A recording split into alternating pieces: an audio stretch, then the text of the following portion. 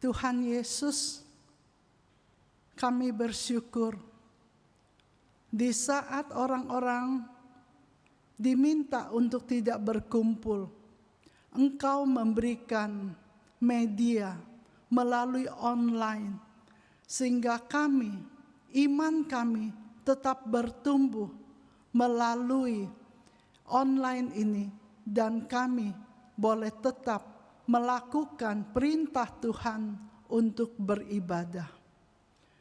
Tuhan pimpin di saat kami beribadah, sikap hati kami tidak bermain-main di dalam pikiran yang liar. Tangan kami tidak bermain-main di dalam handphone. Bawalah kami sungguh-sungguh mempersembahkan konsentrasi kami bagi Engkau. Kami percaya waktu dan konsentrasi yang kami saat ini perjuangkan tidak sia-sia di hadapan Tuhan. Engkau akan memberkati kami dan mempersiapkan kami. Tuhan, berbicaralah. Pakailah hamba-Mu yang sederhana dengan hikmat dan kuasa Tuhan. Demi nama Tuhan Yesus, kami semua telah berdoa. Amin. Mari Bapak Ibu silakan duduk. Tema hari ini adalah komunitas yang saling menerima. Firman Tuhan yang akan disampaikan diambil dari Roma 15. Roma 15, saya bacakan dari ayat pertama sampai ayat yang ke-7. Roma 15, ayat yang pertama sampai yang ke-7.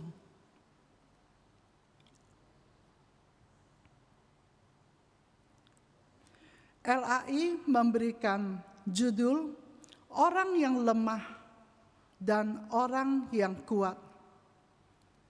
Kita yang kuat wajib menanggung kelemahan orang yang tidak kuat, dan jangan kita mencari kesenangan kita sendiri. Setiap orang di antara kita harus mencari kesenangan sesama kita demi kebaikannya untuk membangunnya. Saya mengulang, setiap orang di antara kita harus mencari kesenangan sesama kita demi kebaikan orang itu dan untuk membangun orang itu. Karena Kristus juga tidak mencari kesenangannya sendiri, tetapi seperti ada tertulis, kata-kata cerca mereka yang mencerca engkau telah mengenai aku. Sebab segala sesuatu yang ditulis dahulu telah ditulis untuk menjadi pelajaran bagi kita, supaya kita menjadi pelajaran, supaya kita teguh berpegang pada pengharapan oleh ketekunan dan penghiburan dari kitab suci atau firman Tuhan. Ayat 5, semoga Allah yang adalah sumber ketekunan dan penghiburan mengaruniakan kerukunan kepada kamu sesuai dengan kehendak Kristus Yesus, sehingga dengan satu hati dan satu suara kamu memuliakan Allah dan Bapa Tuhan kita, Yesus Kristus. Sebab itu terimalah satu akan yang lain, sama seperti Kristus juga telah menerima kita untuk kemuliaannya. Dalam perjalanan penginjilan Paulus yang ketiga, Paulus telah tiba di Korintus.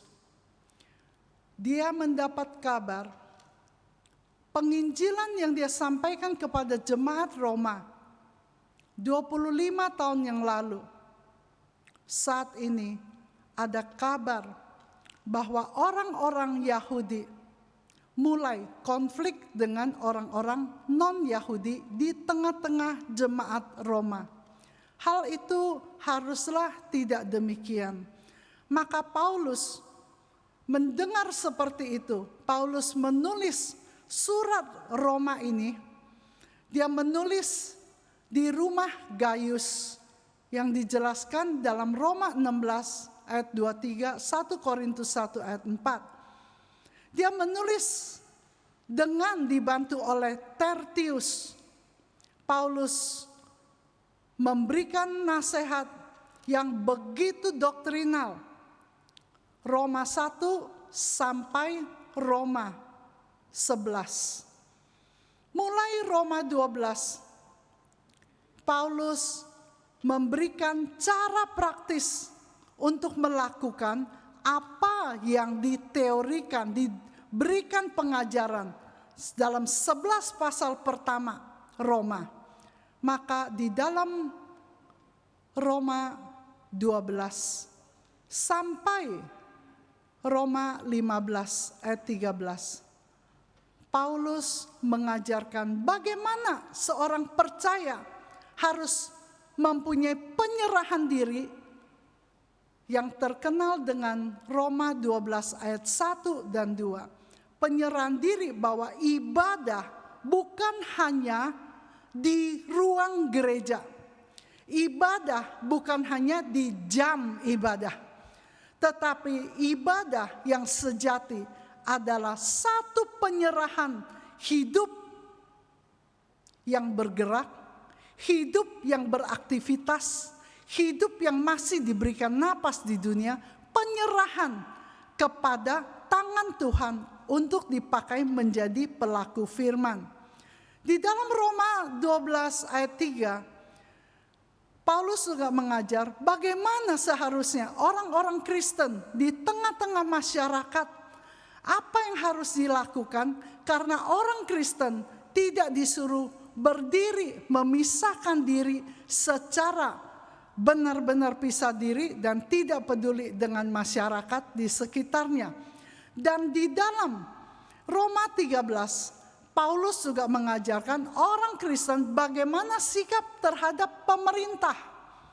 Banyak pemerintah yang kadang-kadang bermain dengan tangan besi, agak jarang yang lemah lembut. Maka Paulus berkata, setiap pemerintah itu adalah seizin Tuhan. Setiap orang Kristen wajib untuk takluk kepada pemerintah. Dan Tuhan memimpin masyarakat melalui pemerintah yang dia angkat. Dan pada saat Roma 13 sampai 15, yaitu salah satu bagian yang kita baca, adalah orang percaya bagaimana melakukan hukum kasih baik di tengah-tengah orang percaya maupun orang yang tidak percaya, baik orang yang dekat maupun yang jauh. Jadi Roma 12 sampai Roma 15 adalah bagian penerapan yang harus dilakukan oleh setiap orang percaya. Demikian Paulus memberi nasihat kepada orang-orang yang pernah dia bangun jemaat itu dan dia bimbing.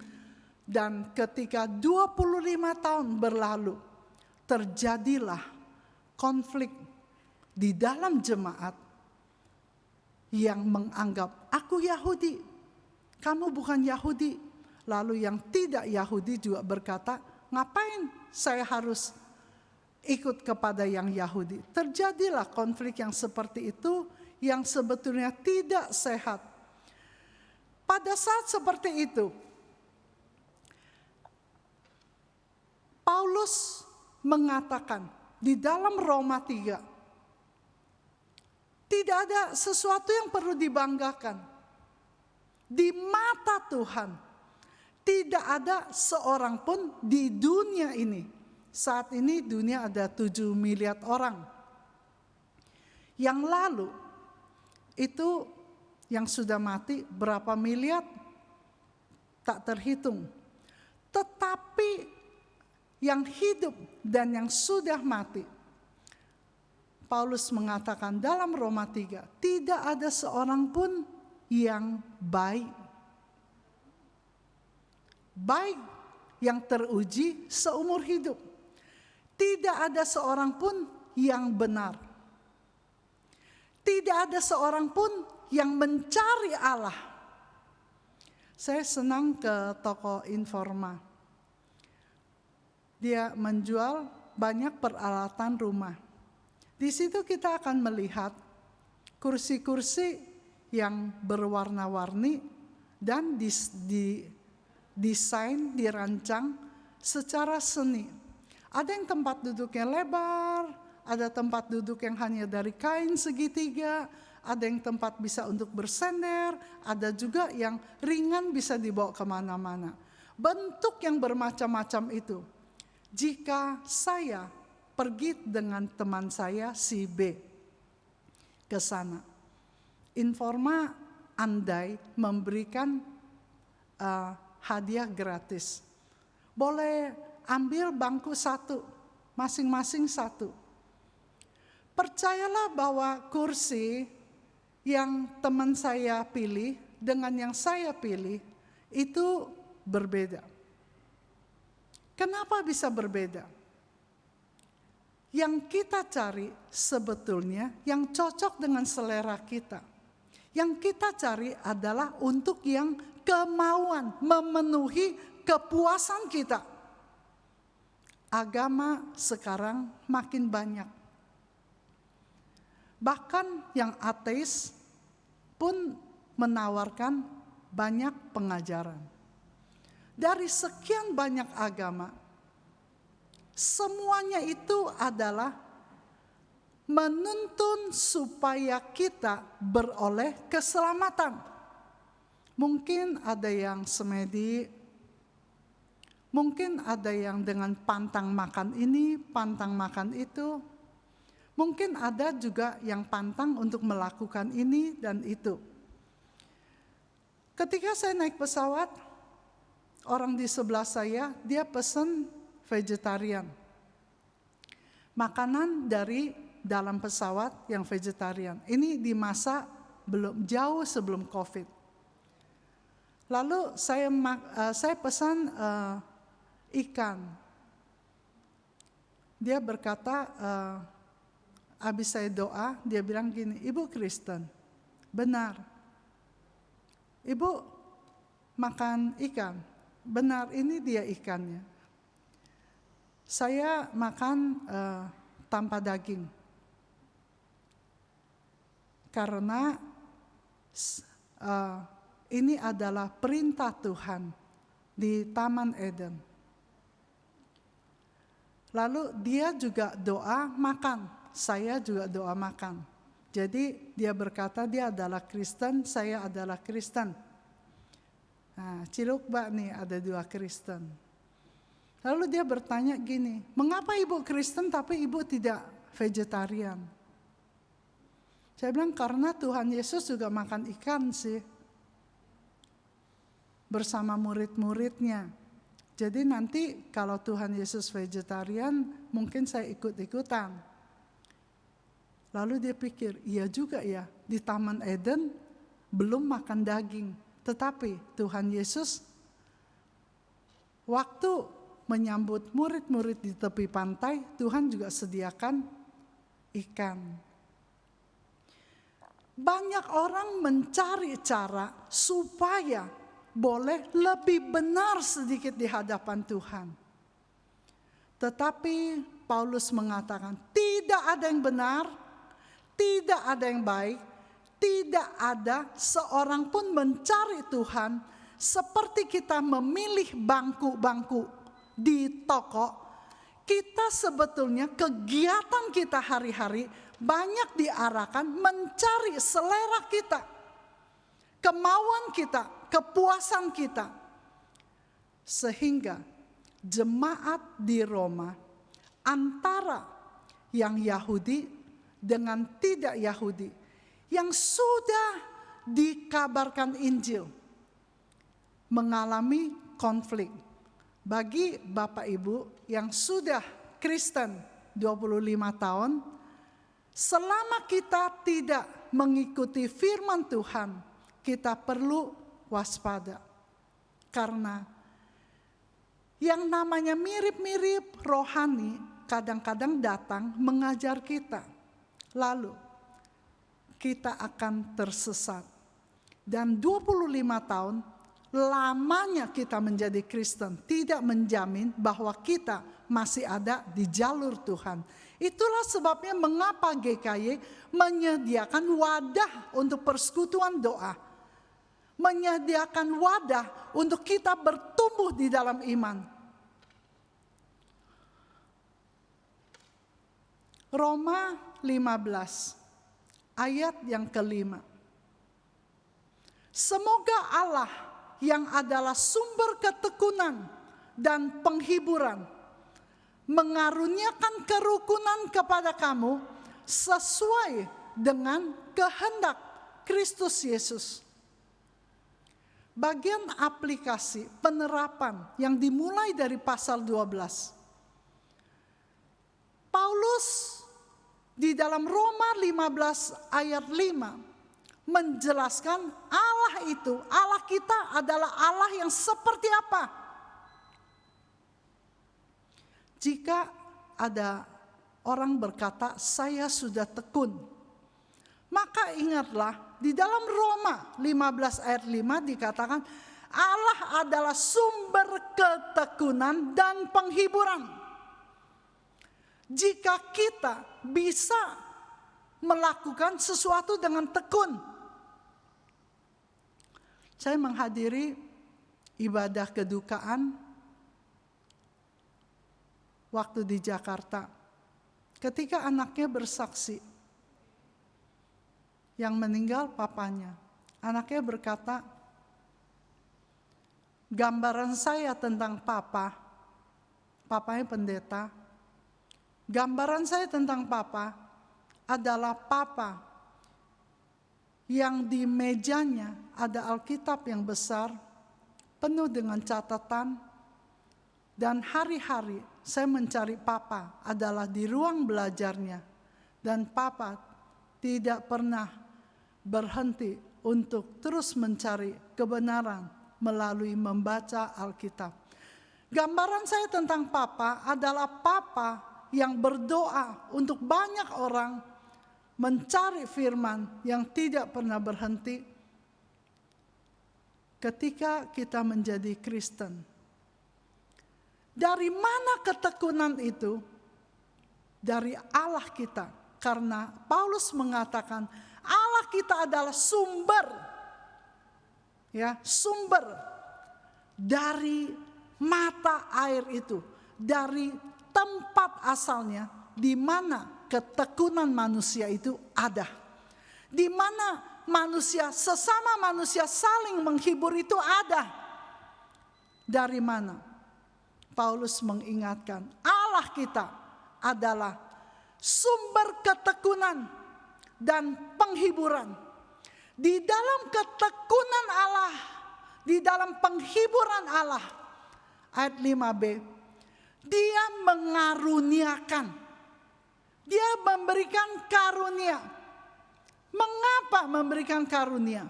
Sesuatu yang gratis, karena kita tidak mampu membayar, kita tidak mampu membeli, sekalipun seluruh hidup kita berikan kepada Allah. Sekalipun seluruh harta kita berikan kepada Allah, kita tidak bisa membeli karunia Allah. Tetapi Allah karuniakan kepada kita kerukunan, sehingga kuasa untuk hidup rukun sudah ada potensinya dalam hidup kita. Tinggal mau jalankan atau tidak.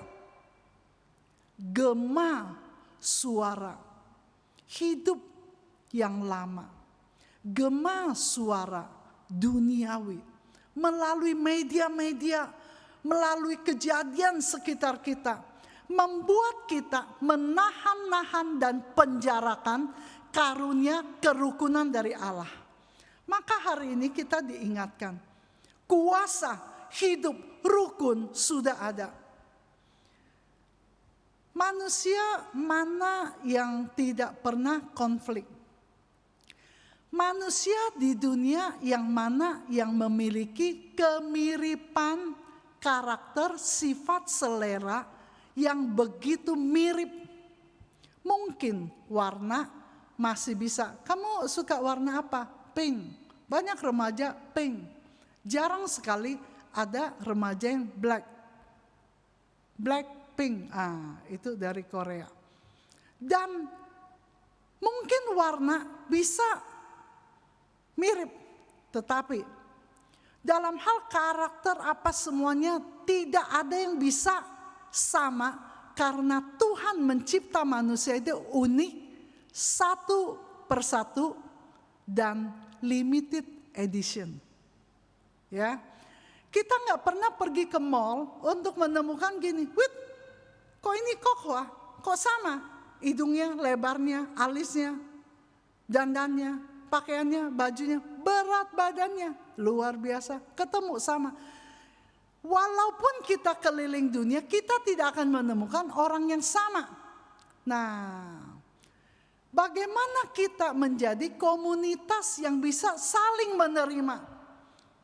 Di sanalah kita memakai kuasa dari Tuhan. Kuasa apa? Bukan tengking setan. Kuasa untuk hidup rukun. Masa pacaran itu indah enggak? Siapa di antara jemaat yang pernah pacaran 5 kali? Siapa di antara jemaat yang pernah jatuh cinta? Siapa di antara jemaat yang masih teringat begitu indahnya saat bertemu pacar yang pertama kali jatuh cinta? Seorang chef yang mengajar masak mengatakan masa pacaran adalah masa tipu menipu.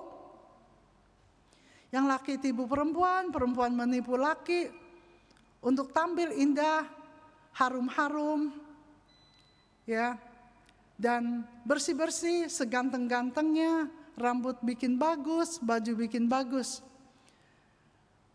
Dan ketika menikah di bulan-bulan pertama, tahun-tahun pertama adalah tahun di mana saling menikmati hasil tipuan. Itu kata tukang masak itu. Loh, kok kamu ternyata mandinya seminggu sekali? Ya dulu kan kalau mandi seminggu sekali kan nanti kamu gak mau sama saya. Jadi kekecewaan di awal ketika menikmati hasil tipu-tipuan dari selama pacaran. Ada yang bisa lewat, ada yang enggak. Bagi anak-anak Tuhan, ingatlah bahwa Tuhan telah memberikan kuasa, potensi, kemampuan untuk hidup rukun. Di dalam terjemahan firman Tuhan yang hidup mengatakan, semoga Allah yang selalu senantiasa memberi dorongan, mengaruniakan kesabaran serta keteguhan. Artinya di dalam karunia kerukunan mengandung kata sabar. Ada aspek waktu, ada aspek tahan emosi. Di dalam bahasa Mandarin, sabar dikenal dengan tulisan Jen. Atasnya adalah bentuk pisau, tao. Dan di bawah pisau itu ada sing, hati. Pisau dan hati. Ya, aksara Mandarin itu sering melambangkan, mewakili gambaran hidup. Satu pisau, satu hati. Ya, ini tao, ini sing, ini pisau, ini hati. Pada saat Jen yang ditulis dalam Mandarin berjumpa, artinya apa? Jika hati itu gejolak, bergerak, robek, luka. Jadi pisau dan hati, sabar, diam, tenang, tunggu. Disitulah ketekunan mulai ada. Semoga Allah memberikan ketabahan dan penghiburan, mendorong kita semua untuk sehati menuruti teladan Kristus. Jadi Tuhan Yesus bukan suruh kita harus A, harus B, harus C. Tetapi Tuhan telah memberikan satu keteladanan. Dan ayat yang ke-6 dikatakan, sehingga dengan satu hati, satu suara, kamu memuliakan Allah dan Bapa Tuhan kita. Kamu dengan saya tidak cocok. Di apanya? Memang semua orang di dunia nggak ada yang sama. Jadi begitu konflik, Tuhan terima kasih, ini adalah kesempatan untuk melakukan kerukunan. Disinilah tercipta komunitas yang saling menerima. Ayat yang ke-6 dikatakan, satu hati, satu suara, memuliakan Allah. Dan di dalam terjemahan yang lain mengatakan, kita semua dapat memuji Tuhan bersama-sama satu hati. Kamu begitu, saya begini. Kita sama-sama aja, sama-sama jeleknya. Tetapi karena firman Tuhan, Alkitab adalah dari Tuhan, maka orang-orang yang berbeda itu dimampukan memakai kuasa kerukunan untuk bersama-sama memuji Tuhan melalui mulut, melalui mimik muka, melalui pikiran, melalui sikap hidup, melalui sentuhan jempol di WA. Nah, pada saat seperti itu, kita akan mengalami satu kebahagiaan. Imun bertambah, energi positif, wow. Sehingga waktu COVID datang, kena tengking. Pertama kali saya menerima Tuhan Yesus di komisi retreat Komisi Pemuda GKJ, Kartini 5 Jakarta. Di komisi itu ada lagu yang sampai saya hafal. Setiap kali ada orang baru, selamat datang, Anong, selamat datang, silakan berdiri. Kemudian teman-teman pemuda yang lain langsung nyanyi, selamat datang, kami sambut dengan senang, haleluya dalam kasih-Mu. Kami sambut dengan senang. Semua tepuk tangan. Itu otomatis. Jadi satu komunitas yang saling menerima, bukan bertanya gini dulu, hobinya apa? Kerjanya apa? Bapak kamu punya mobil atau punya beca? Tidak. Tetapi setiap kali orang baru datang selalu. Dan ketika ada pertemuan, ada perpisahan. Di komisi pemuda itu juga setiap teman yang akan pergi, ya, mereka tidak mengusir. Ada lagunya, Shalom teman, Shalom teman, Shalom, Shalom. Tuhan sertamu sampai bertemu. Shalom, Shalom. Ini untuk teman-teman yang mau pergi. Jadi di dalam lagu itu berkata, Tuhan sertamu sampai bertemu. Bukan gini, pergi, basi. No. Ya, jadi ini lagu 2 sampai sekarang terngiang-ngiang di kepala saya. Dan ayat yang ke-7, Roma 15. Sebab itu terimalah satu akan yang lain, sama seperti Kristus telah menerima kita untuk kemuliaan Allah. Pada saat kita sulit menerima seseorang, kita tutup mata, berdiam. Seberapa buruknya kita, seberapa jeleknya kita, seberapa jumlah dosa kita dari kita lahir, yang bahkan diri kita tidak bisa ampuni diri kita, sedemikian besar Tuhan Yesus naik ke atas kayu salib, mati demi untuk mendamaikan kita, menerima diri kita, dan berdamai dengan Allah. Jangan lagi mengukur seseorang itu, ya karena dia nggak mandi seminggu sekali. Masuk kolam aja ikan-ikan pada pingsan. Ikan-ikan pada tutup mulut. Itu satu sindiran yang luar biasa. Tetapi firman Tuhan berkata, di masa-masa pandemi ini, siapa saja yang kita tidak terima. Coba buka list data di handphone kita. Ada berapa teman? Jarang handphone orang yang isinya cuma 5 orang. Jarang. Ada yang ratusan, ada yang puluhan. Pelan-pelan lihat selama ini kita menerima siapa dan siapa yang kita nggak terima. Sangat baik, sebentar lagi Imlek. Sangat baik, kalau nggak Imlek pun kita boleh WA dia. Ya, kalau Imlek, 新年快乐，新年蒙恩. Tetapi kalau nggak Imlek, kita boleh berkata, apa kabar? Salam sehat, salam semangat. Ini siapa nih? Nah, jadi saya udah cari-cari teman SD saya. Jadi saya salam sehat, salam semangat. Ya, sibuk, akhirnya teman saya tambah hari, tambah dikit. Sekarang di masa pandemi banyak waktu cari-cari teman. Terimalah satu dengan yang lain tanpa harus menuntut dia seperti selera kita, seperti kursi gratis yang tadi kita pilih.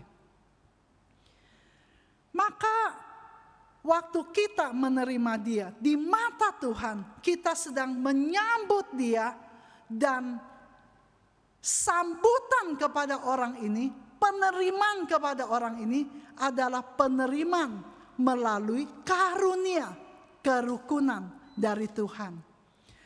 Pada saat kita menerima dengan hangat, di saat itulah orang yang diterima merasakan kehangatan kasih Tuhan. Dan kita di tengah-tengah pandemi ini berjuang untuk menjadi komunitas yang saling menerima. Aku dan kamu, kita adalah orang berdosa yang mendapatkan kasih karunia dari Tuhan. Mari kita berdoa.